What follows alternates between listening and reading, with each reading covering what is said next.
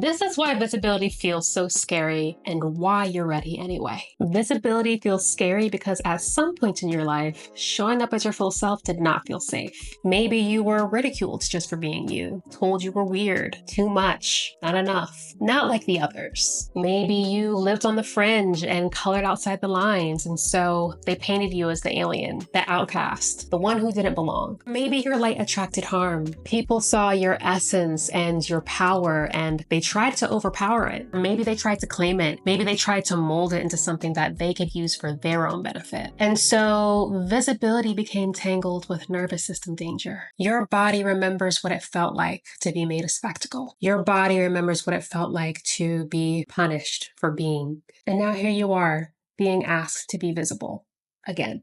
In a world where the algorithm feels like having all eyes on you in a stadium and where cancel culture can feel like exile, of course it feels safer to hide yourself. Of course it feels safer to shrink. Of course it feels safer to sit down, to stay unseen. But that's not what the world needs from you right now. You are feeling the call to be seen, not because your ego wants it, but because it's a part of your divine path. You are stepping into the next phase of your role here as a guide, as a leader, as a change maker, as a teacher, as a healer, as a soul who remembers. And guess what? That role requires visibility. I know that visibility feels like a responsibility that you're not ready for. But if you weren't ready, the call wouldn't be this loud. If you weren't ready, your ancestors wouldn't be whispering so clearly. If you truly weren't ready, the path would not be opening beneath your feet the way it is. You are being initiated. And yes, maybe the thing you're afraid of will happen. Maybe someone won't get it. Maybe someone won't like you. But also, maybe what you're fearing isn't nearly as big as your purpose. Maybe your fear is a final gate you have to walk through because on the other side lies full embodiment, not just of who you are, but of who you've always been in this life, in past lives, across timelines. You've been preparing for this through every trial, every heartbreak, every moment you stayed soft in a hard world, every time you healed yourself in silence. Your readiness isn't a feeling, it's a frequency. And you're in it right now. And I need to tell you something. There are people who need your exact medicine,